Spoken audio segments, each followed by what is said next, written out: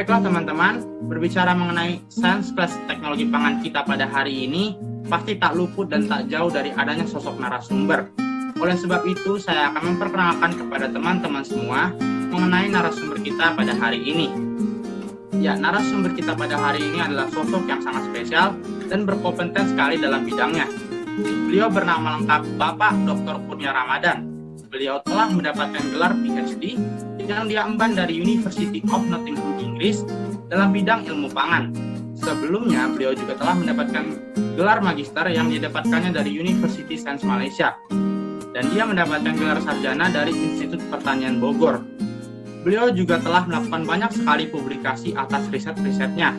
Dan beliau juga aktif berpartisipasi dalam beberapa acara konferensi. Dan saat ini, beliau bekerja sebagai Ketua Program Studi Ilmu dan Teknologi Pangan di Universitas Bakri. Tanpa berlama-lama lagi, marilah kita sambut narasumber kita pada hari ini. Halo Bapak Dr. Kurnia Ramadan. Ya, terima kasih Afril selaku moderator. Selamat sore semua peserta. Ya.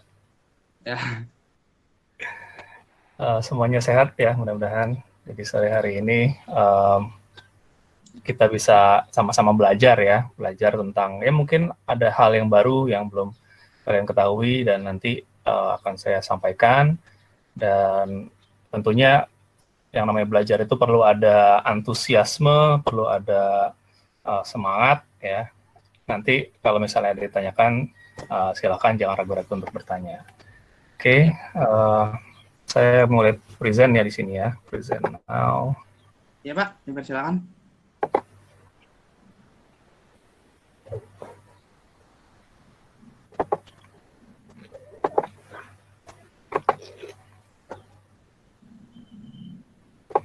Oke, saya akan masuk ke slide presentasinya.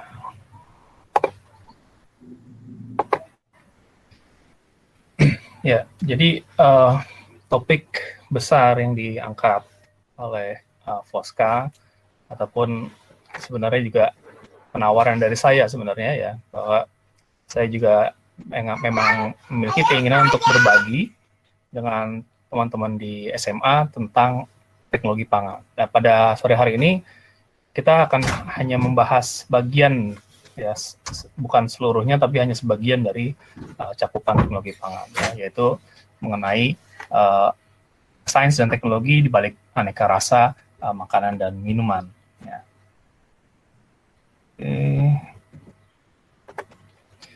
Nah, sebelum ke dalam topik utama ya, sebelumnya saya akan memberikan sedikit menyamakan perspektif ya, bahwa apa sih pangan itu ya. Mungkin sebagian dari kita kalau dengar kata-kata pangan identik dengan tanaman padi atau apapun ya.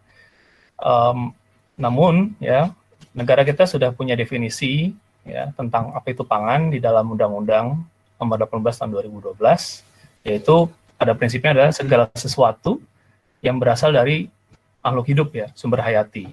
Mau produk pertanian, perkebunan, kehutanan, perikanan, peternakan, perairan, ya, dan air itu sendiri, baik yang diolah maupun tidak diolah, dan diperuntukkan sebagai makanan atau minuman bagi konsumsi manusia. Prinsipnya semua makanan dan minuman, baik bahan mentah, ya, ini ada gambarnya bahan mentah di sini, ataupun bahan antara, ya, tepung-tepungan dan segala macamnya, dan juga produk jadi, ya, ini semua kita satukan dalam satu kategori umum yaitu pangan.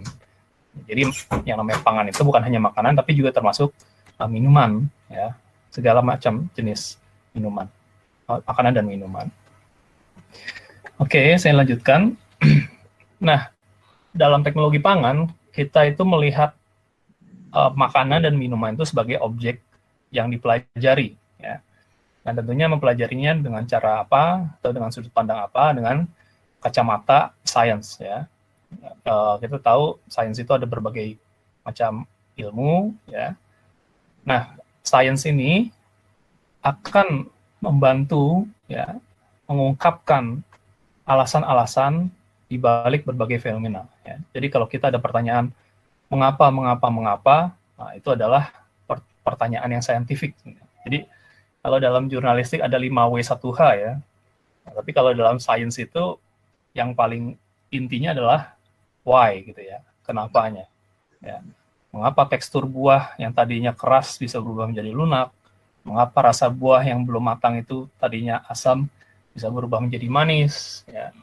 Dan mengapa buah itu bisa disimpan tahan lama, tapi sebagian buah yang lain bisa cepat membusuk? Ya. Nah, alasan-alasan itu akan dapat kita temukan jawabannya dengan pendekatan saintifik, ya, ilmiah ataupun dengan sains. Ya. Nah, di makanan ini ada, saya bisa bilang mayoritas pendekatannya adalah pendekatan ilmu kimia sebagai fondasi terkuatnya, tapi kita juga tidak lepas dari pendekatan ilmu fisika, pendekatan ilmu biologi, matematika, dan lain-lain. Jadi ilmu pangan dan teknologi pangan itu termasuk dalam ilmu yang interdisiplin. Ya. Namun meskipun interdisiplin, ya, termasuk ada pendekatan ekonomi, pendekatan bisnis, pendekatan psikologis, pendekatan sosial, itu juga masuk dalam kajian-kajian di ilmu dan teknologi pangan, tapi fondasinya adalah fondasi yang bisa saya sampaikan harus kuat dalam pendekatan ilmu kimia. Gitu ya. Nah, maka dengan jawaban-jawaban dari pendekatan sains tadi, kemudian kita bisa menggunakannya ya, dengan pendekatan teknologi, yaitu kita menerapkan sains untuk kemanfaatan manusia. Nah, itulah yang kita temukan sekarang. Kita begitu hidup dalam kondisi yang lebih mudah ya, serba mudah dibandingkan dengan beberapa tahun yang lalu, atau katakanlah 1 abad yang lalu misalnya.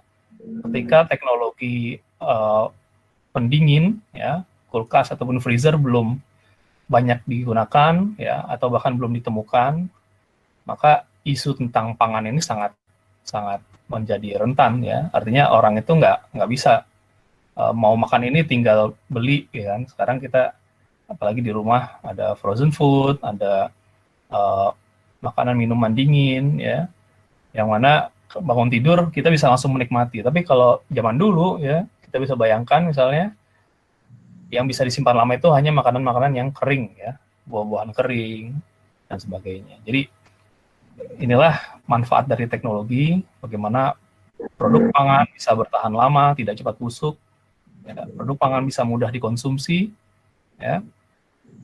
Gimana contohnya mudah dikonsumsi? Ya, jus buah misalnya kan, jus buah kita nggak perlu lagi memotong dan mempersiapkan sendiri jusnya, tapi kita cukup tinggal misalnya mengkonsumsi jus buah yang sudah disiapkan, diproduksi dalam kemasan, yang mana dia juga bisa bertahan lama disimpan. Ya. Nah, kemudian ada poin enak. Nah, enak ini penting, ya. Kalau kita bicara makanan minuman, maka salah satu faktor, ya, ciri-ciri dari makanan itu adalah harus enak buat dikonsumsi. Ya. Kalau nggak enak itu namanya obat, gitu ya. Biasanya kan gitu. Jadi salah satu pembeda antara obat dengan makanan. Ya.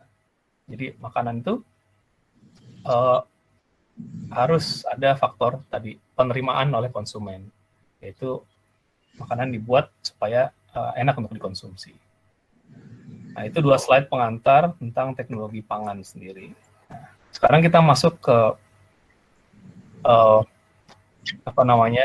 kajian mengenai sains dan teknologi di balik aneka rasa dan di balik aneka rasa makanan dan minuman. Ya. Nah, ini contohnya buah pisang, ya, sebagai sebuah produk pangan.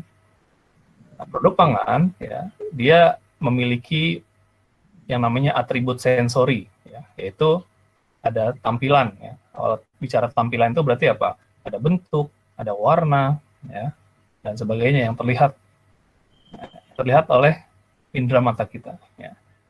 Kemudian ada aroma. Nah, tentunya buah-buahan, ya, sayur-sayuran dan makanan-makanan yang lain itu umumnya memiliki aroma, kan? Kenapa kita bisa merasakan aroma? Ya, nah, faktornya ada 2, dari makanan itu sendiri dan dari panca indera kita, yaitu khususnya adalah indera penciuman. Ya. Produk pangan juga dapat menghasilkan bunyi, khususnya pada saat dikunyah, ya. Apalagi makanan-makanan yang renyah, ya, yang crispy, yang garing, gitu ya. Ketika kita mengunyahnya, maka dia akan menghasilkan bunyi, ataupun yang tidak terlalu renyah tapi juga dapat kita dengar ketika kita konsumsi, itu ternyata ada bunyi yang khas, ya kan?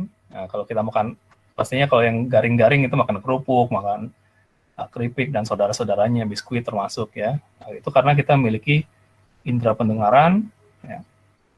Nah, rasa itu juga karena ada indera pengecap, ya, di lidah kita, dan juga tekstur, ya. Nah, tekstur ini bukan hanya sentuhan di tangan ataupun di kulit, ya, tapi juga termasuk sebenarnya tekstur yang terasa di dalam rongga mulut kita. Jadi atribut ini ya sangat erat kaitannya dengan panca indera manusia, yang mana semua yang dirasakan itu informasinya akan diproses ke otak, gitu ya. Makanya kalau orang ada gangguan otak, dia nggak akan bisa merasakan stimulus, ya, ataupun sentuhan-sentuhan dari luar, ya, yang datang ke tubuhnya, gitu ya. Jadi ini adalah hubungan antara produk pangan dengan panca indera manusia, bagaimana manusia bereaksi. Nah, tentunya di otak ini juga akan menghasilkan persepsi, ya. Ada orang yang doyan masakan Padang. Kalau mencium aroma masakan Padang itu langsung wah enak banget, gitu ya.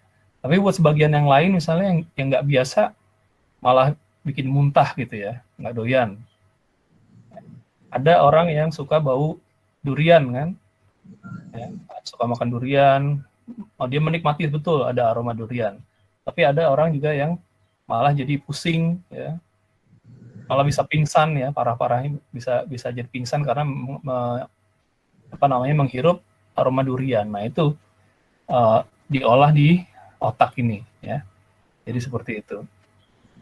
Jadi interaksi antara makanan dengan manusia itu tidak sesederhana kita makan makanan aja, ya. Jadi sangat cukup kompleks lah, ya, ininya, hubungannya seperti itu. Nah, berikutnya dari rasa tadi yang saya highlight dengan warna merah, yaitu rasa dan aroma. Ya, kenapa rasa dan aroma ini sangat sangat penting? Kalau di judul kita menggunakan aneka rasa, ya sebenarnya kalau rasa itu diterjemahkan dalam bahasa Inggris sebagai taste, maka adalah yang di lidah saja, ya, 5 rasa dasar, ya, 5 basic taste atau 5 rasa dasar. Dulu kita mungkin belajarnya hanya 4, ya, rasa manis, asin, asam, dan pahit, ya. Tapi kemudian yang namanya ilmu pengetahuan itu selalu berkembang, tidak ada yang mutlak, gitu ya. Jadi diajukanlah, ya, dipropos oleh ilmuwan terutama dari Jepang untuk menambahkan satu lagi rasa dasar, yaitu rasa umami, ya. Umami ini sebenarnya ya dari bahasa Jepang, gitu ya, untuk mendeskripsikan rasa gurih, ya. Kalau di kita ya mungkin rasa gurih, ya. Gurih kan bukan asin, ya, tapi dia ada sensasi sendiri seperti itu. Nah, sensasi rasa itu kita rasakan di lidah, sedangkan sensasi aroma itu melalui indera penciuman, yang mana keduanya akan tersambung ke otak, tadi ya sudah disampaikan. Nah, ada satu istilah yang lain untuk menggambarkan kombinasi antara rasa dan aroma, yaitu adalah istilah flavor, ya.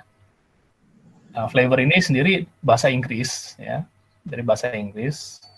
Namun memang dalam penerjemahan ilmu pengetahuan itu kadang kita nggak mampu untuk memilih kata yang tepat untuk menerjemahkan ke bahasa Indonesia, sehingga di bidang ilmu pangan sendiri flavor ini tidak lagi diterjemahkan, ya. Meskipun di kalangan orang awam flavor ini bisa diterjemahkan sebagai rasa, namun kurang tepat. Jadi flavor itu adalah kombinasi antara rasa dan aroma. Nah, tadi saya sudah menjelaskan sedikit, ya, tentang bagaimana indera pengecap bertanggung jawab terhadap rasa dan indera penciuman terhadap aroma. Nah, sekarang saya akan menjelaskan bagaimana mekanisme yang terjadi sebenarnya, ya. Jadi ketika kita makan, ya, katakanlah di sini sampelnya lagi, contohnya buah pisang, ya. Nah, ketika kita makan buah pisang dan terasa manis, ya, itu pada dasarnya adalah karena lidah kita berinteraksi, ya, atau mendeteksi keberadaan senyawa kimia, ya. Dalam hal ini adalah senyawa molekul-molekul senyawa gula, ya. Nah, kalau bicara gula itu dalam ilmu kimia tidak hanya gula pasir, ya. Gula itu adalah kelompok senyawa. Mungkin kalian sudah pernah dengar ada sukrosa, ada glukosa, ada fruktosa, laktosa, dan sebagainya. Nah, ini yang saya cantumkan gambar strukturnya adalah struktur glukosa. Nah, jadi ketika kita makan, kemudian terasa manis, karena di dalam makanan itu mengandung senyawa gula yang konsentrasinya cukup tinggi. Ya. Kalau senyawa gulanya tidak terlalu banyak, maka lidah kita pun tidak akan mendeteksi sebagai rasa manis yang kuat. Jadi, apakah manisnya kuat atau lemah, nah itu tergantung kadarnya. Kalau kadarnya tinggi, berarti manisnya makin kuat. Kalau kadarnya sedikit, manisnya makin lemah. Ya. Sama ketika misalnya makan nasi, ya.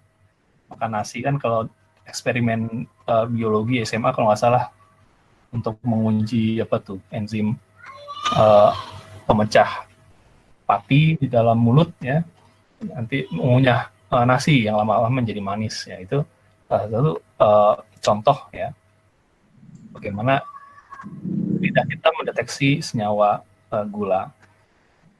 Nah, sedangkan pada aroma, ya, mekanismenya juga sama, yaitu penciuman kita, di sini ada reseptor, indera penciuman kita itu mendeteksi dan berinteraksi adanya senyawa kimia yang bersifat volatil. Nah, volatil ini juga dari bahasa Inggris volatile, artinya adalah senyawa-senyawa kimia yang mudah menguap. Ya. Jadi untuk aroma pisang itu ada senyawa kimia yang bertanggung jawab terhadap aroma pisang adalah isoamil asetat misalnya. Nah, jadi kalau kita mencium aroma, sesungguhnya itu ada senyawa kimia yang masuk ke dalam indera penciuman kita, ya. Makanan, minuman, buah-buahan, termasuk parfum, ya, pewangi ruangan, apapun yang dalam barang-barang sehari-hari, ya, yang kita dapat merasakan aromanya, maka itu adalah karena keberadaan senyawa-senyawa yang bersifat volatil, ya, yang mudah menguap. Senyawa itu berterbangan di udara, ya, dengan kadar yang cukup tinggi sehingga hidung kita bisa mencium aroma tersebut, seperti itu. Nah, kan nanti akan kembali lagi juga dipengaruhi oleh sensitivitas orang. Orang yang sehat biasanya bisa lebih sensitif, ya, dibanding orang yang sakit, ya kan. Ketika kita sakit, kadang makanan seenak apapun itu rasanya hambar gitu, ya. Gitu sehat, temennya nggak mau nawarin apa-apa, gitu dia sakit, ditawarin burger, ditawarin pizza gitu, ya. Tapi seenak apapun makanannya lagi sakit, ya, nggak akan terasa nikmat karena kita memiliki penurunan fungsi, penurunan kinerja dari panca indera kita, ya, terutama indera pengecap ini. Jadi itu mudah-mudahan bisa ditangkap dengan jelas. Nanti kalau ada yang kurang jelas bisa ditanyakan di akhir, ya. Nah, senyawa-senyawa volatil itu disebut sebagai senyawa flavor, ya, senyawa flavor. Ini contoh-contoh saja, ya. Senyawa flavor itu macam-macam, ya. Ada dari golongan senyawa-senyawa ester, ada golongan alkohol, golongan aldehid, keton, dan sebagainya. Dan jadi kalau bicara alkohol itu bukan hanya metanol, etanol aja, ya, tapi sangat sangat banyak nih, ya. Nah, di sini di bagian bawah misalnya heksanol itu punya ciri khas aroma seperti daun-daunan hijau, ya. Jadi kalau kita metik daun berwarna hijau di pagi hari gitu, ya, itu kan kadang kita bisa merasakan aroma khasnya. Nah, maka aroma seperti itu adalah karena keberadaan senyawa-senyawa dari golongan alkohol, ya, heksanol, trans 3 heksenol, ya, dan sebagainya. Kemudian aroma-aroma fruity, ya, yang bernuansa buah. Nah, ini kebanyakan dari golongan-golongan senyawa ester, ya. Dan itu memang secara alami ada, ya, secara alami ada di dalam uh, tanaman, di dalam buah-buahan dan segala macamnya. Saya lanjutkan ya. Nah, jadi kalau kita udah memahami ya bahwa nantinya jangan sampai kita salah kaprah lagi mengandung bahan kimia atau senyawa kimia, yang mana kata-kata senyawa kimia itu jadi konotasinya negatif terus, ya, beracun lah, bahaya lah apa. Ya, pada prinsipnya semua bahan alam pun ya tersusun atas berbagai senyawa kimia. Ya, aroma buah yang kita rasakan, aroma sayuran, aroma macam-macam, itu semua adalah karena keberadaan senyawa-senyawa kimia yang bersifat mudah menguap atau volatil tadi. Nah, dalam senyawa flavor itu ada di gambar sebelah kiri, kalau kalian lihat ada seperti lingkaran, ini gambarnya nggak utuh ya. Ini namanya roda flavor ya, atau flavor wheels. Nah, ini yang digunakan oleh para ahli parfum, ahli kopi, ahli teh, kalau di sini madu ya. Jadi jenis-jenis komoditas itu kan memiliki karakteristik rasa dan aroma yang beda gitu kan. Kalau apa namanya, kalau kalian lihat-lihat video ataupun baca-baca seputar kopi ya, kopi dari daerah ini aromanya begini gitu ya, dari daerah mana aromanya begini. Nah, itu biasanya orang-orang yang sudah expert, yang sudah sangat tahu perbedaan antara kopi satu dan kopi yang lain, dan mereka bisa menjelaskan aroma. Nah, menjelaskan aroma ini juga perlu keahlian khusus kan, ya. Jadi perlu latihan, perlu training khusus memang, ya. Nah, sebutannya itu adalah flavorist, ya, ahli flavor. Nah, flavorist ini biasanya pekerjaannya di perusahaan-perusahaan flavor and fragrance. Jadi itu perusahaan jadi satu. Kalau fragrance itu produksinya parfum, ya, pewangi-pewangi untuk bahan-bahan yang bukan makanan. Tapi kalau flavor itu khusus ya untuk konsumsi, ya, untuk makanan, untuk minuman, gitu ya. Jadi kalau kalian cari informasi di Google, misalnya flavor and fragrance, ya, itu ada beberapa perusahaan internasional, ya, ada juga pabrik-pabriknya di Indonesia juga buka, ya, dan mereka biasanya sangat nggak banyak diketahui oleh orang masyarakat luas, tapi ya karena mereka bekerjanya di belakang ini ya, bisnis to bisnis gitu ya, jadi nggak langsung bersentuhan dengan konsumen akhir ya, mereka memproduksi barang untuk produsen ya, untuk industri-industri yang memproduksi makanan ataupun produk-produk perawatan, kesehatan dan sebagainya. Oke, nah kemudian berikutnya bagaimana caranya mengidentifikasi senyawa flavor ya?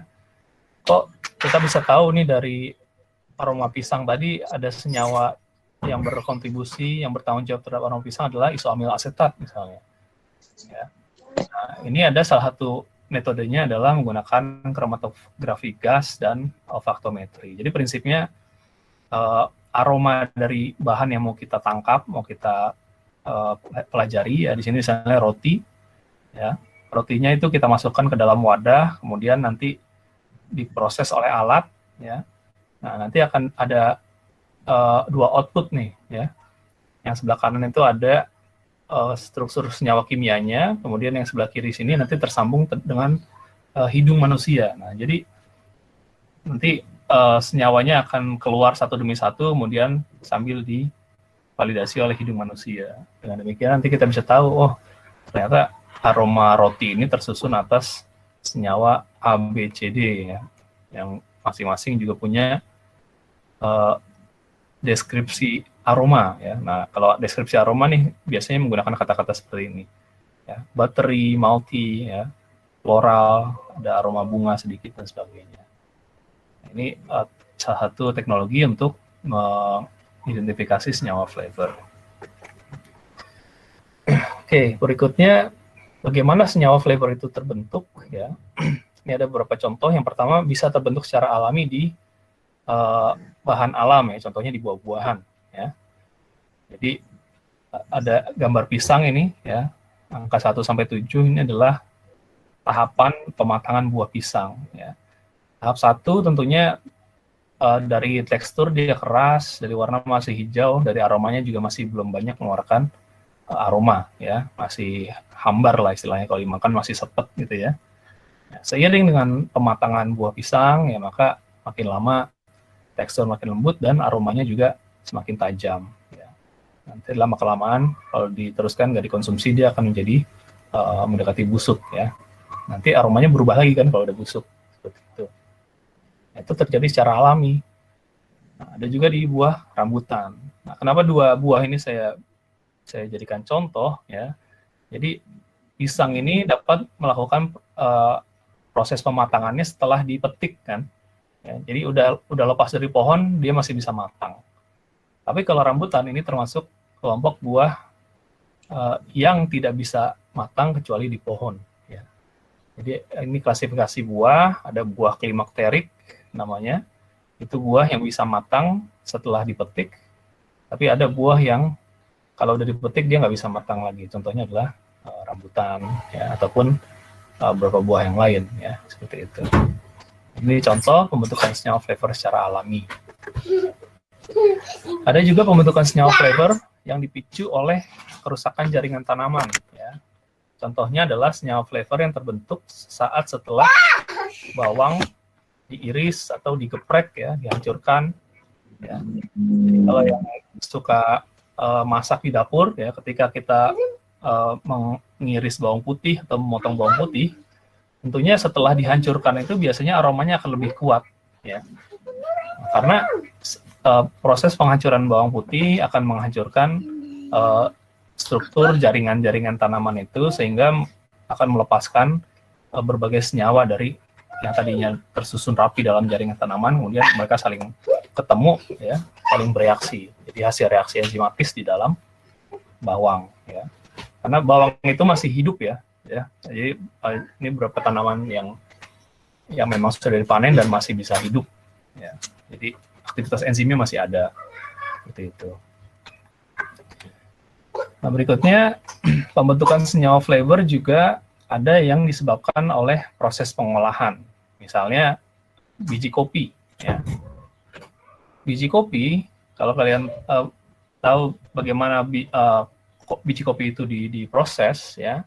Salah satu proses penting dalam pengolahan biji kopi adalah proses roasting atau sangrai, ya, penyangraian. Yang mana biji kopi itu akan dipanaskan. Ya.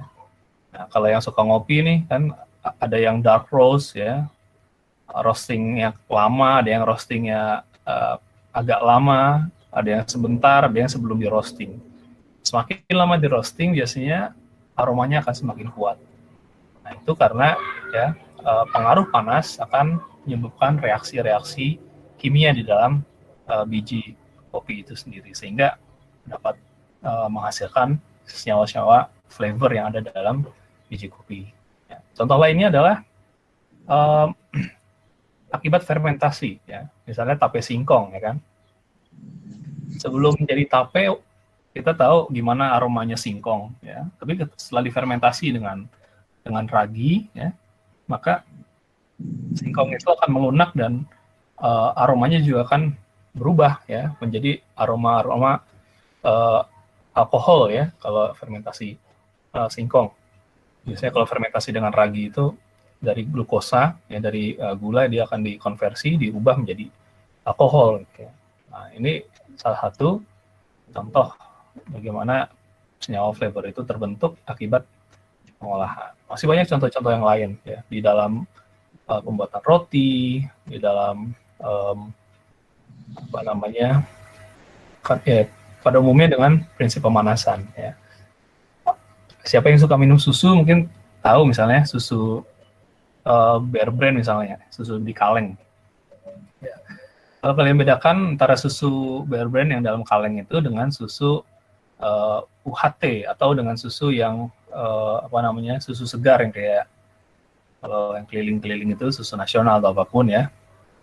Itu pasti meskipun misalnya kita minum yang putih gitu, ya, susu putih yang susu tanpa gula, ada perbedaan rasa. Nah, salah satu penyebabnya adalah di susu kaleng ya, kalau minuman kaleng itu pasti dia sudah melalui proses sterilisasi di suhu tinggi ya. Sterilisasi itu mencapai suhu 121 derajat Celcius ya dalam beberapa menit. Nah, sehingga suhu yang tinggi itu menyebabkan perubahan senyawa dalam susu ya. Jadi ada rasa agak sedikit rasa matang susu ya, seperti itu. Nanti kalau misalnya ini kalian bisa eksperimen sendiri ya, bisa coba trial berapa jenis susu putih ya, kemudian kalian rasakan bedanya seperti apa. Oke, berikutnya adalah mengenai perisa ya. Kalau tadi adalah senyawa-senyawa flavor yang secara alami ada di dalam makanan atau minuman. Nah, ada lagi ya, flavor ini dia ditambahkan dalam produk pangan ya, produk makanan dan minuman. Ya, di sini saya mencontohkan label komposisi suatu produk ya. Ada yang mencantumkan perisa identik alami ya. Nah, kemudian ada yang di sini di bagian kiri bawah ini ada perisa alami ya. Kemudian yang di sebelah kanan bawah ini ada perisa sintetik vanila. Jadi secara umum kalau produk-produk olahan yang mengandung perisa itu bisa jadi perisanya perisa alami, perisa identik alami, dan perisa sintetik. Apa bedanya? Perisa alami itu didapat dari alam ya, makhluk hidup, dari tanaman yang asli ya, tanpa diubah senyawa flavornya. Ya.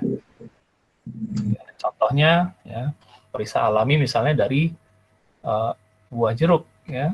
Kalau perisa alami jeruk ini biasanya dihasilkan dari pabrik pengolahan jus jeruk ya, dan perisa jeruknya itu banyak diambil sebenarnya dari bagian kulit jeruk ya. Itulah sebabnya mungkin kenapa di pasaran ya itu sangat banyak sekali makanan, minuman ataupun makan obat-obatan yang menggunakan rasa jeruk ya, karena memang sumber dayanya melimpah, sangat banyak. Ya, jadi kalau ini jeruk menggunakan prinsip pressing ya, ekstraksi dengan tekanan, dan kemudian nanti disaring, dan pada akhirnya dia akan terpisah ya antara jus dengan minyak atsiri jeruk ya, atau essential oil dari jeruk, seperti itu. Contoh lain dari perisa alami adalah dengan cara distilasi ya, proses pembuatan perisa alami dengan cara distilasi, yaitu misalnya dari daun mint ya. Nah, kan kita sangat familiar dengan rasa mint kan, permen karet ya, rasa mint, kemudian apalagi ya ada minuman yang rasa mint, mentol, apalagi obat-obatan juga. Nah, itu salah satunya ditambahkan perisa alami dari peppermint atau mentol ya. Peppermint itu dari daun ya, daun peppermint yang kemudian didistilasi, yaitu direbus ya, ataupun dengan uap panas, nanti dipisahkan ya dengan uapnya didinginkan, terkondensasi, yang menjadi minyak atsiri atau essential oil peppermint. Itu contoh pembuatan perisa alami. Nah, ada lagi perisa identik alami ya. Nah, perisa identik alami ini adalah perisa yang dibuat dari senyawa lain, tapi dia menghasilkan aroma yang sama dengan senyawa alam. Contohnya ini adalah vanila. Ya. Jadi vanila itu adalah salah satu rasa yang paling top ya, paling tinggi permintaannya untuk es krim, untuk produk-produk susu dan lain sebagainya. Nah, namun masalahnya adalah kalian tahu tanaman vanila ya, bunga vanila ini penyerbukannya harus dibantu oleh manusia ya, harus dibantu oleh manusia.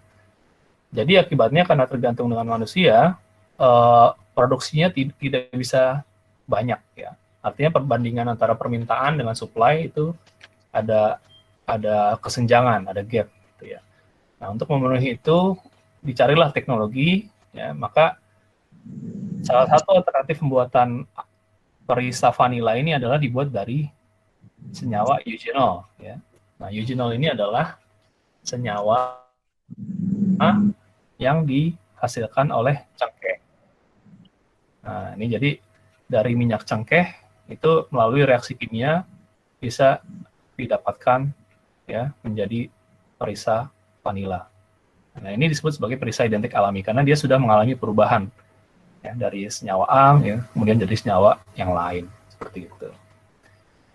Nah, sedangkan perisa sintetik di sini adalah contohnya perisa rasa bubble gum misalnya. Perisa sintetik itu adalah perisa atau flavor yang tidak ada di alam. Ya. Artinya nggak ada bahan alam yang rasanya kayak gitu. Kalau vanila kan emang dari bunga vanilanya terasa seperti itu. Tapi kalau rasa bubble gum, rasa permen karet, buah apa, tanaman apa, sayuran apa yang rasanya kayak bubble gum itu nggak ada. Tapi ternyata perisa sintetik ini sensasinya enak gitu ya, sehingga dia dijadikan sebuah perisa untuk makanan. Ya, yang lainnya misalnya apa ya? Kalau ada minuman-minuman sekarang kan ada Blue Ocean ya, misalnya Blue Ocean itu kan contoh entah apa ya di alam ini ada nggak sih rasa Blue Ocean itu ya. Jadi itu adalah umumnya perisa sintetik ya, rasa-rasa yang baru sifatnya, yang bukan berasal dari keberadaan di alam seperti itu. Nah, ini menjelang akhir dari presentasi saya. Dalam perkembangan produk pangan, ya, jadi dalam bisnis pangan itu inovasi pengembangan produk itu sangat perlu ya. Karena biasanya setiap perusahaan makanan, minuman itu memiliki kegiatan product development, ya, pengembangan produk atau research and development untuk mengembangkan, berkreasi, menghasilkan produk baru. Ya. Termasuk dalam menghasilkan produk baru itu adalah dalam hal flavor yang digunakan. Ya, maka tren flavor produk pangan itu akan selalu dinamis ya dan selalu berubah. Ya, tergantung dengan tren budaya di sosial masyarakat. Ya, bisa jadi dia akan bertahan dalam selama 1 tahun, kemudian tahun depannya sudah berubah lagi. Ada yang bisa bertahan sampai beberapa tahun, ya, tapi kemudian nanti berubah lagi. Ya. Nah, ini ada contoh-contoh yang saya temukan menarik ya. Di antara kita sudah tahu mungkin mie instan yang mengangkat nuansa rasa-rasa dari makanan tradisional misalnya ya, yang merupakan ciri khas budaya dari masyarakat. Nah, kemudian yang bawah juga menarik ya, yaitu oat ya, Quaker oat ini yang dimana Quaker oat itu kalau di negara asalnya kan biasanya oat dimakan pakai susu ya, yang kemudian campuran buah, cenderung nuansanya arahnya rasa-rasa yang manis gitu ya. Nah, tapi di sini dia mengeluarkan oat rasa soto ayam yang kita nggak akan temukan di negara asalnya gitu ya. Karena oat ini kan tanaman impor, dia nggak tumbuh di Indonesia. Ya. Kemudian ada rasa kari ayam ya. Jadi memang kalau dalam bisnis makanan itu harus pandai-pandai melihat bagaimana selera konsumen. Kemudian ada ya snack rasa kimchi. Nah, ini sebagai respon di mana budaya Korea atau Korean Wave ya dalam beberapa tahun terakhir itu sangat menjamur di berbagai negara, khususnya negara Asia Tenggara, sehingga apapun yang dari Korea misalnya itu laku dijual gitu ya, dari lagu ya, film, drama, sampai dengan makanan ya. Karena orang-orang banyak nonton film Korea, akhirnya mereka tahu ada makanan ini, makanan itu, ya, sehingga dibuatlah juga berbagai macam produk pangan yang bernuansa Korea, gitu ya. Satunya adalah dengan rasa kimchi seperti itu. Nah, contoh lain ini adalah minuman dengan rasa bunga, ya, yang mana kita tahu bunga-bungaan itu kan jarang untuk dikonsumsi kan. Jadi bunga itu kan identiknya dengan pewangi ya, untuk memberikan sensasi harum ya. Tapi ternyata tren akhir-akhir ini itu istilahnya menembus batas gitu ya. Jadi yang tadinya bunga itu bukan buat dimakan, tapi akhirnya jadi identitas buat makanan juga ya. Starbucks mengeluarkan seri Sakura ya, dengan aroma Sakura. Kemudian ini ada sirup mawar ya, kalau ini mungkin sudah lebih lama ya, kita tahu ada sirup mawar dan sebagainya. Nah sebaliknya di bidang parfum ya ataupun pewangi-pewangi sudah mulai ada parfum yang mengambil dari bahan makanan. Contohnya adalah parfum kopi ya, yang sekarang sangat populer yaitu parfum kopi, di mana kopi itu kita tahu sebelumnya kan hanya untuk makanan saja, tapi kemudian juga dimanfaatkan sebagai pewangi ruangan dan sebagainya. Nah, ini hal-hal yang saya kira sangat menarik ya untuk mengembangkan berbagai jenis produk dan sebagainya. Iya. Terakhir urusan perisa ini ya, penggunaan perisa dalam produk pangan ya, makanan minuman ini ada sendiri peraturannya oleh pemerintah. Jadi industri pangan, perusahaan pangan itu harus tunduk ya, harus mengikuti aturan yang ditetapkan oleh pemerintah dalam penggunaan perisa. Maka jenis perisa apa yang boleh ya, mana yang tidak boleh, kemudian berapa kadarnya. Nah, ini memang sangat istilahnya kalau untuk industri yang besar itu sudah cukup aman lah ya, karena dalam prakteknya itu industri besar relatif taat aturan ya. Mungkin yang agak problem adalah di usaha-usaha rumahan ya, usaha-usaha kecil yang mana biasanya tidak memiliki peralatan yang cukup untuk urusan ukur-mengukur, timbang-menimbang ya dengan kadar-kadar yang kecil, karena perisa ini kalau dipakai ukurannya hanya sekitar 1% atau hanya 0,5% dari seluruh formulasi atau resep dari tiap produk seperti itu. Jadi saya rasa itu yang bisa saya sampaikan untuk sore hari ini. Mungkin kita akan lanjutkan dengan diskusi ya.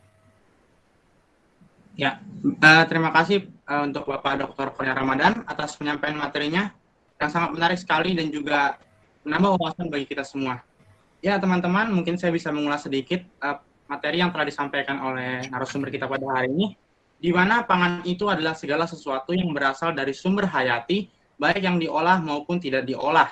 Nah, di mana sains itu mengungkapkan alasan di balik fenomena, dan teknologi itu adalah penerapan sains untuk kemanfaatan manusia.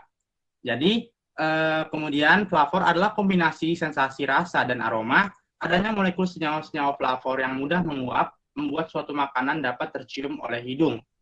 Terus, pembentukan senyawa flavor itu ada terbentuk secara alami melalui proses pematangan buah, kemudian ada dipicu oleh kerusakan jaringan tanaman, mungkin contohnya terbentuk saat bawang putih diis. Kemudian disebabkan oleh pengolahan, yaitu biji kopi yang disangrai dan tape. Kemudian ada juga kategori perisa atau flavoring untuk produk pangan. Yang pertama ada perisa alami, yang pastinya dari alam. Kemudian ada perisa identik alami dari senyawa lain. Dan yang terakhir adalah perisa sintetik. Tidak ada bahan alam yang rasanya seperti itu. Ya mungkin hanya itu saja yang mungkin bisa saya ulas. Baiklah teman-teman, sudah waktunya kita untuk masuk ke dalam sesi tanya-jawab. Jadi saya paham pasti teman-teman masih memiliki rasa ingin tahu, rasa penasaran. Nah, jadi teman-teman tuh bisa mengirimkan pertanyaan teman-teman semua di kolom chat box yang ada di room Google Meet ini. Kemudian saya akan bacakan pertanyaan teman-teman. Saya akan bacakan nama teman-teman semua, yang kemudian teman-teman semua bisa menyalakan mikrofonnya untuk langsung menanyakan kepada narasumber kita. Jadi narasumber kita bisa langsung menjawab pertanyaan yang teman-teman berikan. Ya mungkin hanya itu saja tata cara yang perlu kita perhatikan di sesi tanya jawab ini. Tanpa berlama-lama, marilah kita mulai acara sesi tanya jawab ini. Ya, jadi teman-teman bisa langsung dipersilakan untuk mengirimkan pertanyaan di kolom chat box di room Google Meet ini.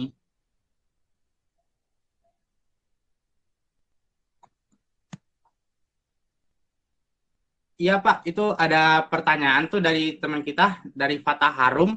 Mungkin Pak Harum bisa menyalakan mikrofonnya untuk membacakan pertanyaannya. Ya, Pak, saya ingin bertanya. Kan ada produk permen saya nyebut nama mereknya ya Pak, Bean Boozled nih. Kan para produk permen itu ada yang rasanya aneh-aneh, kayak rasa muntah, rasa popok, dan rasa aneh-aneh yang lain.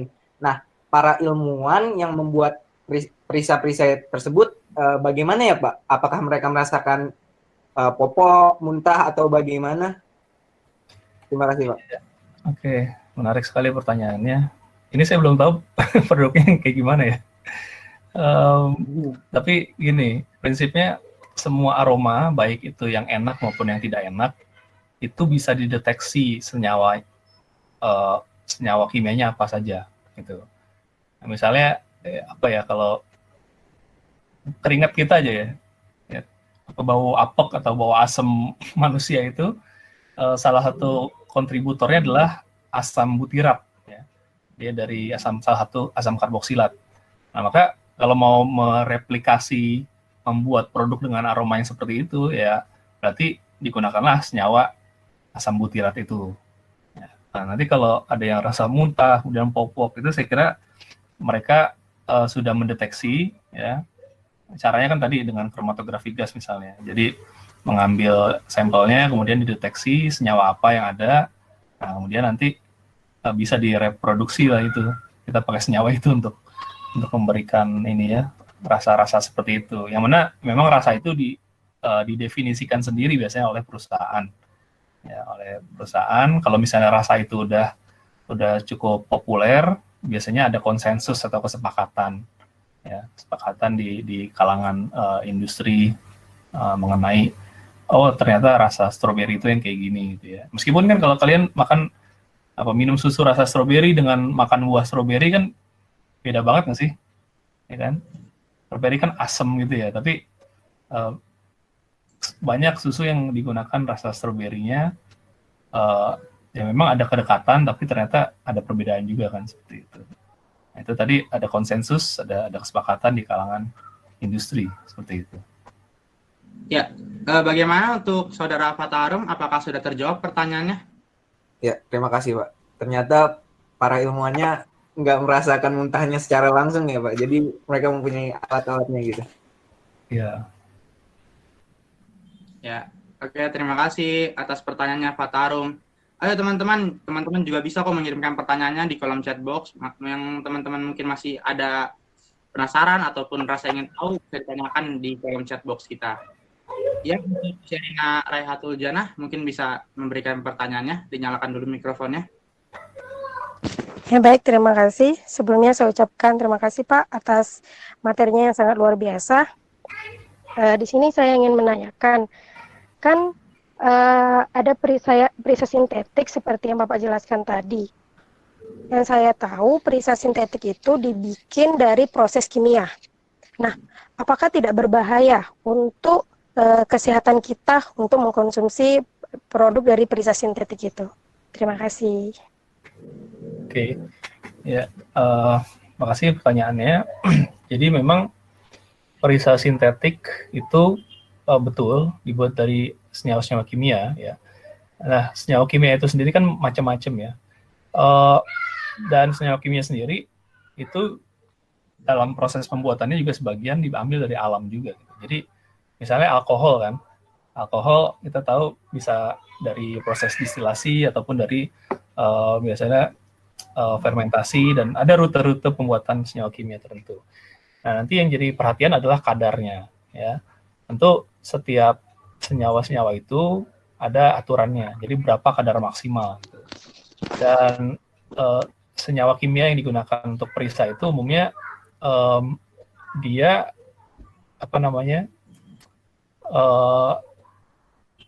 komponennya itu jadi kayak senyawa bubble gum itu perisai bubble gum itu tersusun atas beberapa senyawa. Nah, senyawa-senyawa penyusunnya itu sebagian juga ada di alam. Jadi memang kalau misalnya dalam jumlah kadar yang terlalu besar pastinya akan berbahaya buat tubuh gitu ya. Tapi kalau dalam jumlah yang dibatasi, yang kecil, saya kira pemerintah sudah punya aturan tentang hal tersebut. Gitu ya. Jadi produk-produk yang sudah terdaftar di Badan POM, ya, itu sudah harus mematuhi aturan-aturan yang berlaku seperti itu. Memang yang jadi masalah adalah konsumsinya gitu. Kalau kita konsumsinya kebanyakan, nah itu malah jadi nggak baik juga gitu ya. Jadi memang dalam makanan ini yang terbaik adalah bervariasi, makan tidak terlalu banyak. Jadi diselang-seling seperti itu. Itu saran saya sih gitu. Oh ya, bagaimana untuk Pak Sherina? Apakah sudah terwakili pertanyaannya? Apakah sudah terjawab? Ya cukup. Terima kasih. Ya, terima kasih untuk Kak Sherina atas pertanyaannya. Kemudian nih Pak, ada pertanyaan lagi dari teman kita, dari Revo Handika Juang. Mungkin bisa langsung menyalakan mikrofonnya agar bisa menanyakan langsung kepada narasumber kita. Pak, saya ingin bertanya, bagaimana rasa-rasa yang tidak ada di alam bisa tercipta? Ide awalnya bagaimana, Pak? Kan orang tidak pernah mengetahui ada rasa seperti itu, tapi kenapa bisa muncul ide membuat rasa seperti itu? Oke, ini juga pertanyaan yang sangat menarik ya. Yang bisa saya sampaikan adalah salah satunya ini datang dari profesi flavorist dan perfumer itu sendiri, karena profesi mereka itu adalah biasanya eksperimen ya. Jadi seperti halnya parfum kan juga biasanya keluar aroma yang baru gitu ya. Artinya dengan develop yang baru. Nah, salah satu keahlian yang harus dimiliki oleh pekerjaan perfumer dan flavorist ini itu adalah imajinasi yang tinggi. Gitu ya. Jadi mereka bereksperimen mencampur berbagai senyawa, ya, tentunya senyawa-senyawa yang food grade ya, jadi bisa dikonsumsi. Kemudian nanti sensasi yang dirasakan apa, dan nanti kadang sensasi itu belum ada definisinya. Nah itu dibuatlah sendiri itu definisi apa seperti itu. Itu yang saya ketahui dari industri flavor dan fragrance itu sendiri. Jadi yang sintetik itu seperti itu ya, kurang lebih. Ya, terima kasih Pak atas jawabannya. Gimana untuk saudara Andi kan? Apakah sudah terjawab atau masih ada yang ingin? Sudah, Pak. Terima kasih, Pak. Ya. Selanjutnya Pak, kita juga ada pertanyaan dari teman kita. Untuk Pak Alfi Sihati, mungkin bisa menyalakan mikrofonnya agar bisa menanyakan langsung kepada narasumber kita. Ya, terima kasih. Selamat sore. Ini saya mau bertanya. Sekarang ini kan pandemi ya, jadi orang banyak sekali mencari obat-obat herbal. Nah, salah satunya adalah madu. Nah, madu ini bagaimana cara kita membedakan antara madu yang benar-benar murni dengan yang ada campuran perisanya? Terima kasih. Oke. Ya, isu tentang madu asli ataupun madu tidak asli yang campuran ya. Ini memang isu yang tidak akan habis ya, artinya memang sangat sulit ya. Kalau kita sebagai konsumen, pengamatan yang bisa kita lakukan paling hanya pengamatan fisik kan. Jadi bagaimana kekentalannya, kemudian bagaimana aromanya ya. Yang mana itu kalau nggak punya pengetahuan yang cukup, kita nggak akan tahu juga gitu ya. Nah, maka itu harus datang dari si penjual sih. Jadi itikat baik itu harus ada dari produsen dan penjual. Ya. Jadi kalaupun untuk mendeteksinya itu perlu metode analisis kimia biasanya, ya, dengan beberapa instrumen kimia yang analisisnya itu cenderung cukup mahal juga gitu ya. Artinya kalau untuk usaha kecil sama menengah itu juga saya kira nggak bisa nutup lah ya kalau nggak dibantu oleh pemerintah seperti itu. Jadi ya mau nggak mau memang kepercayaan terhadap penjual dan perusahaan dan kejujuran dari pihak penjual dan perusahaan, karena madu ini memang isu internasional juga, nggak hanya di Indonesia ya, di negara-negara lain pun juga sama ya. Jadi isu tentang pemalsuan madu, pencampuran ya, biasanya madu dicampur dengan berbagai jenis gula misalnya untuk menutupi kos seperti itu. Itu yang bisa saya jawab ya. Ya, terima kasih Pak atas jawabannya. Bagaimana untuk Pak Alfi Sihati? Apakah sudah terjawab pertanyaannya? Iya, terima kasih. Cukup. Pak Alfi. Juga teman-teman diimbau nih, Kalau masih memiliki pertanyaan dan juga kasih saran, mungkin atau enggak bisa langsung ini menanyakan biar saya bacakan namanya. Iya, ada pertanyaan nih Pak dari teman kita juga, dari Kak Sari Wilda. Mungkin Kak Sari Wilda bisa menyalakan mikrofonnya untuk menanyakan langsung kepada narasumber. Nah, iya Pak, saya mau bertanya. Kan biasanya dari kita mencium aroma makanan atau minuman itu kan rasanya kita bisa tahu gitu, kayak dia itu asam atau enggak gitu, manis atau enggak, biasanya dari sejalan biasanya antara aroma dengan rasa. Nah, apakah itu selalu Pak, atau ada makanan dan minuman tertentu yang tidak sejalan? Boleh jelaskan Pak? Terima kasih Pak. Oke, ya, menarik juga ini. Jadi yang saya pahami adalah aroma dan persepsi terhadap aroma dan rasa ini juga dipengaruhi oleh budaya. Ya.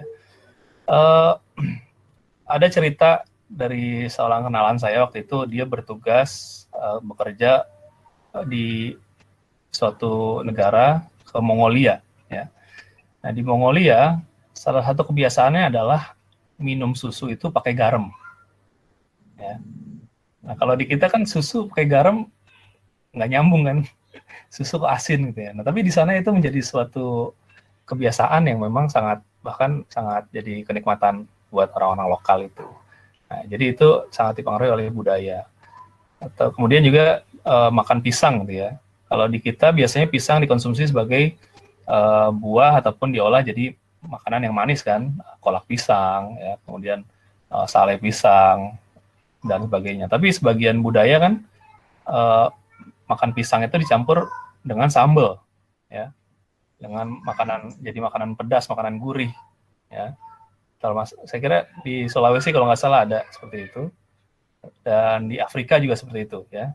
Jadi ada makanan Afrika itu dia nasi ditambah pisang goreng gitu ya. Jadi pisang gorengnya dimakan sama nasi. Jadi itu semua tergantung dengan kebiasaan dan budaya dari masyarakat masing-masing, seperti itu yang bisa saya jawab ya. Ya, bagaimana untuk Pak Sarwilda? Apakah sudah terjawab pertanyaannya? Sudah Bang. Makasih Pak. Iya, untuk Pak Sarwilda atas pertanyaannya. Ya Pak, kita juga ada pertanyaan lagi nih dari teman kita. Mungkin untuk Pak Razia Syafadenia bisa menyalakan mikrofonnya untuk menanyakan langsung. Ya, terima kasih. Saya mau bertanya, apakah perisa yang ditambahkan dalam makanan atau minuman dapat memengaruhi nutrisi juga, atau hanya memberikan tambahan aroma dan rasa saja? Sekian, terima kasih. Iya. Untuk nutrisi ya, beberapa senyawa itu memang memiliki karakteristik terutama rasa ya. Misalnya vitamin C ya. Makanan yang ditambahkan kandungan vitamin C-nya itu akan rasanya semakin asam karena dia adalah memiliki karakteristik rasa asam ya. Dia kan asam askorbat misalnya. Kemudian untuk perisa yang lain saya kira tidak terlalu berpengaruh terhadap nutrisi. Jadi hanya sebagian kecil saja ya, sepemahaman saya yang akan mempengaruhi nutrisi. Selain aroma misalnya ada vitamin B2 ya kalau nggak salah, itu memberikan warna kuning. Nah, jadi makanan akan berubah warnanya ketika ditambahkan dengan vitamin tersebut. Jadi selain warna ada juga pengaruh pada aroma ya. Tapi untuk nutrisi itu saya kira tidak semuanya ya, hanya sebagian saja. Kayak beta karoten itu antioksidan tapi juga pewarna gitu ya. Itu warna di wortel ya, warna orange di wortel itu dari beta karoten gitu. Jadi adapun untuk perisa memang rata-rata sih nggak untuk nutrisi ya atau efek ke tubuh itu sebagian kecil saja. Tapi oh iya, ini bukan nutrisi tapi efek fisiologis ya. Kayak cengkeh ya, ataupun eukaliptus misalnya yang lagi ramai kemarin kan untuk antivirus katanya ya. Jadi emang eukaliptus kan punya mengandung satu senyawa eukaliptol yang mana dia memberikan sensasi rasa pedas seperti mint, tapi juga memiliki fungsi fisiologis ya yang bisa mengurangi aktivitas dari bakteri ataupun virus seperti itu. Jadi memang suatu senyawa itu punya beberapa sifat gitu. Ya. Ini tuh yang bisa saya jawab. Bagaimana Kak Firla? Apakah sudah terjawab pertanyaannya? Ya, sudah. Terima kasih. Ya, terima kasih kembali juga. Baiklah, ternyata ada pertanyaan lagi nih Pak dari Pak Zriatul Auladini. Untuk Pak Zriatul mungkin bisa menyalakan mikrofonnya agar bisa menanyakan langsung kepada narasumber. Ya, selamat sore Pak. Ya, sore. Mohon maaf sebelumnya ini pertanyaannya rada beda sendiri. Saya mau bertanya, bagaimana cara kita dalam menghadapi krisis pangan di masa pandemi ini, Pak? Terima kasih banyak, Pak. Oke, sama ya. Krisis pangan itu konteksnya sosial ya, konteksnya masyarakat. Jadi mungkin menurut saya tidak bisa diindikan untuk level individu ya. Jadi perlu ada penyikapan ataupun tindakan dari bersama-sama secara sosial dan apalagi kalau melibatkan otoritas ya, pihak pemerintah. Jadi memang harus ada kebijakan khusus yang diberikan oleh pemerintah untuk menghadapi krisis pangan, karena itu sudah tanggung jawab sosial ya, konteksnya sudah sama-sama. Adapun kalau level individu yang bisa kita lakukan adalah ya kita harus bijak. Kita tidak boleh buang-buang makanan ya, nggak boleh banyak membeli makanan tapi kita tidak konsumsi ya. Harus lebih bijak dalam membeli dan dalam mengkonsumsi, dan tidak sungkan untuk berbagi, saya kira ya. Untuk level individu, kebiasaan untuk berbagi makanan itu akan sangat baik dalam satu upaya untuk mencegah krisis pangan. Saya kira seperti itu konteks individu ya. Ya. Pak Adrian, sudah terjawab pertanyaannya? Ya, baik, Pak. Terima kasih banyak ya, Pak, sebelumnya. Terima kasih kembali untuk Pak Zriatul atas pertanyaannya.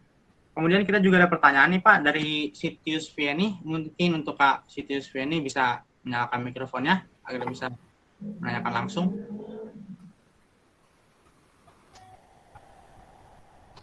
Ya, Pak Sitius Vieni.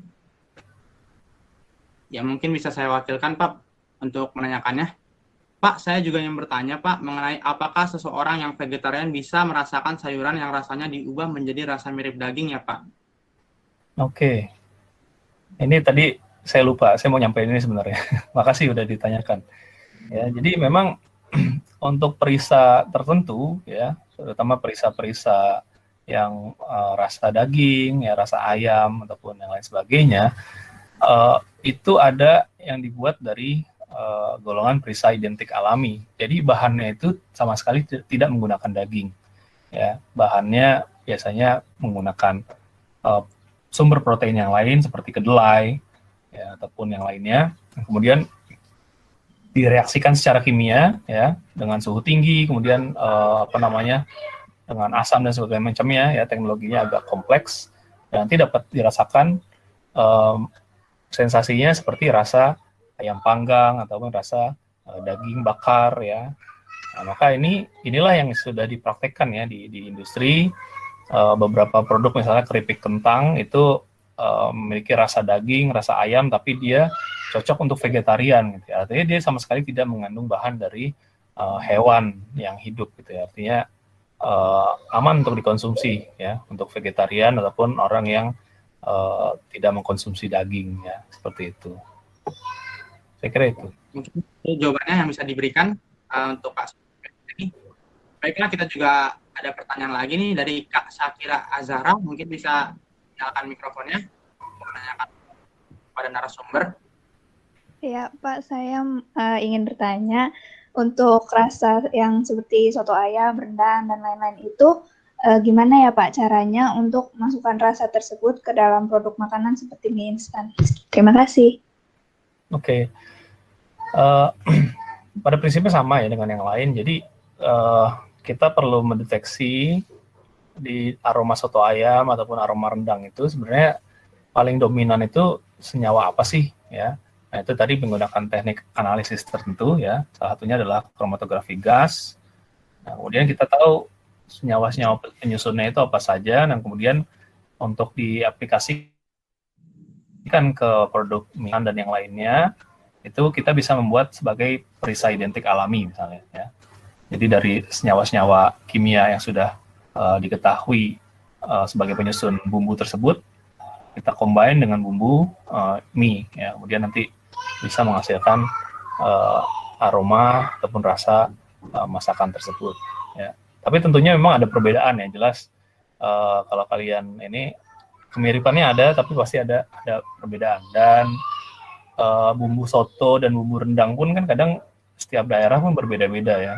Rendang dari Minang Kabau asli dengan rendang yang udah dibuat oleh orang Jawa ya, dengan di Sunda itu pun kadang ada perbedaan ya, seperti itu. Ya, gimana untuk Kak Syakira Azara? Apakah sudah terjawab pertanyaannya? Sudah, terima kasih ya Pak. Sama. Ya Pak, kita juga ada pertanyaan lagi nih untuk Kak Aini di Nandra Gozali, mungkin bisa menyalakan mikrofonnya untuk menanyakan pertanyaannya secara langsung. Maaf Pak, saya ingin bertanya. Saya membaca suatu artikel bahwa dalam produksi makanan itu suhu harus terjaga, suhu ruang atau suhu dingin, untuk meminimal gitu Pak, suhu sama rasa ya. Oke. Betul ada hubungan antara suhu dengan rasa. Contoh pertama adalah dalam hal intensitas rasa manis di dalam es krim ya. Ketika kita makan es krim dalam kondisi yang masih beku betul ya, masih sangat dingin, coba dibandingkan dengan es krim yang sudah mencair, artinya sudah jadi kayak sirup gitu kan. Umumnya manusia akan mendeteksi suhu dingin itu akan lebih sedikit intensitas kemanisannya dibandingkan dengan makanan yang lebih tinggi suhunya ya, di suhu ruang. Jadi kalau misalnya penasaran bisa dicoba lagi ya di rumah masing-masing, beli es krim. Yang satu dimakan pada saat masih dingin, masih beku, yang satu dicairkan dulu ya. Nah, biasanya nanti intensitas kemanisannya akan berubah. Kemudian dalam hal produksi menjaga suhu ruang ataupun suhu dingin itu ya nanti juga akan ada hubungannya dengan aktivitas mikroba sih ya, kalau yang bisa saya hubungkan. Makanan yang dibiarkan di suhu ruang kan akan lebih mudah rusak ya. Jadi nanti terutama makanan-makanan yang berlemak biasanya mengandung santan ya. Kalau misalnya makanan kita mengandung santan itu kan umumnya lebih cepat tengik ya, karena adanya lemak ya. Ketengikan lemak itu adalah akibat oksidasi. Jadi lemaknya teroksidasi oleh oksigen di suhu ruang. Nah, maka yang terbaik kalau misalnya kita punya makanan dengan kandungan lemak yang cukup banyak, itu kalau lagi nggak dimakan kita simpan di suhu dingin dan di dalam kemasan yang tertutup. Ya, termasuk kalau kita simpan makanan di kulkas dengan kondisi terbuka, ya, ada beberapa jenis makanan nanti akan ada tadi istilah off flavor, yaitu rasanya menyimpang karena di dalam kulkas kan wadah tertutup, tapi udaranya kan mengalir di situ-situ aja. Jadi akan ada percampuran senyawa dari satu makanan ke makanan yang lain ya. Mungkin kalian pernah merasakan juga seperti itu kan. Makanya praktek yang terbaik dalam menyimpan makanan di kulkas adalah dalam wadah yang tertutup. Itu saya kira. Ya, bagaimana untuk Kak Aini? Apakah sudah terjawab pertanyaannya? Sudah terjawab, terima kasih ya Pak atas jawabannya. Ya, sama-sama. Ya.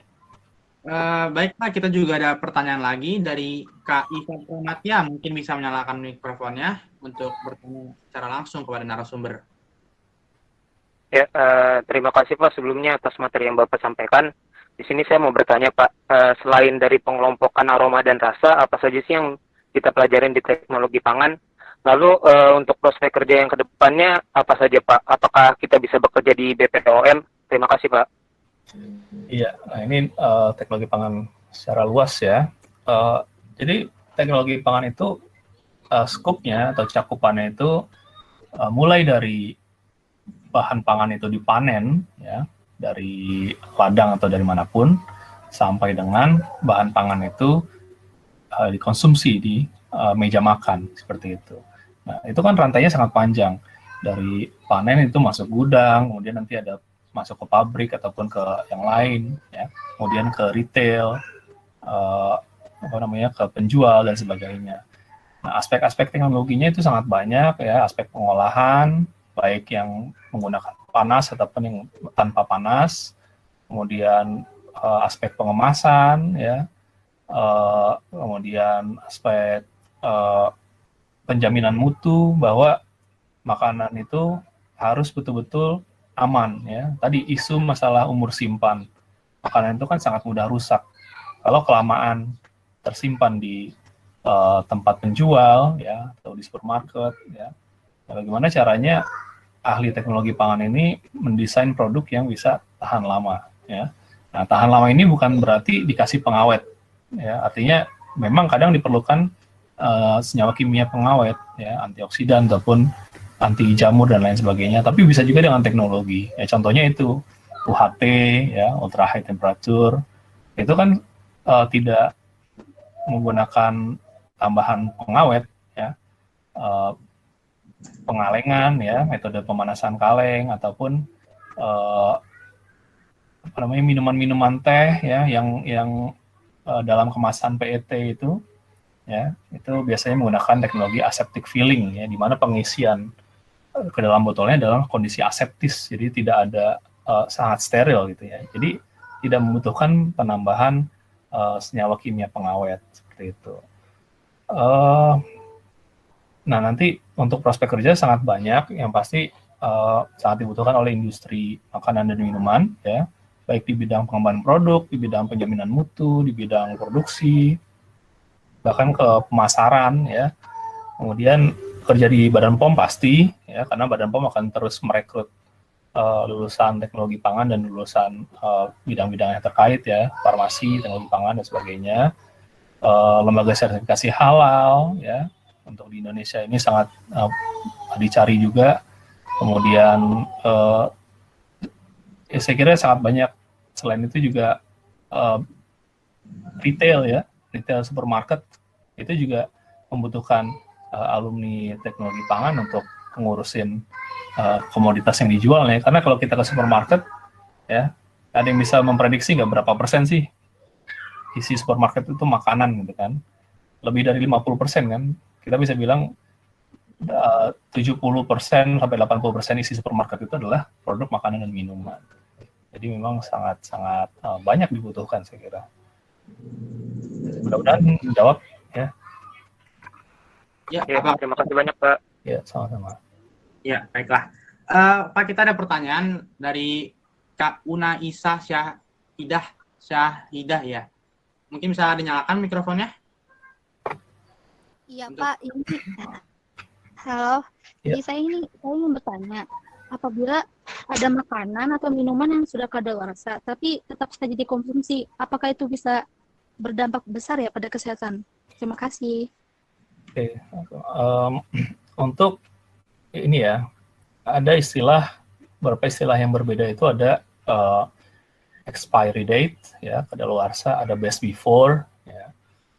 Nah, kalau untuk best before biasanya itu adalah tanggal di mana makanan sebaiknya dikonsumsi sebelum tanggal tersebut, tapi masih bisa untuk dikonsumsi setelah tanggal yang itu. Tapi kalau expiry ya, kadaluarsa, itu memang sebaiknya untuk ditinggalkan ya, jangan dimakan. Apalagi makanan-makanan yang mengandung air cukup banyak ya. Berbeda kalau misalnya makanan kering ya, tepung-tepungan segala macam, meskipun expiry date ya, ada masa kadaluarsanya, tapi biasanya sih kerusakannya agak kecil. Tapi memang praktek atau pilihan terbaik adalah untuk tidak mengkonsumsinya, karena namanya resiko ya. Resiko itu kan bisa iya bisa enggak. Jadi lebih baik kita menghindarkan bahaya yang akan muncul daripada kita mendatangi bahaya itu gitu. Jadi seperti itu. Karena resiko keamanan pangan ini ya, jadi dalam hal pangan ini yang selalu diungkit kan masalah gizi. Tapi masalah keamanan itu kadang orang nggak aware gitu ya. Karena justru makanan itu harus aman, ya. Aman artinya kondisinya tidak rusak, karena kalau makanan sudah rusak biasanya mengandung senyawa-senyawa yang bisa meracuni tubuh, gitu, seperti itu. Ya, bagaimana untuk Kak Unaisah? Iya Pak, terima kasih. Ya, maaf, sepertinya teman-teman, sesi tanya jawab ini harus kita akhiri karena waktu yang sudah tidak memungkinkan kita untuk berlama-lama lagi berjumpa dan berinteraksi. Ya, untuk pertanyaan teman-teman yang belum terjawab mungkin akan bisa dijawab melalui handout.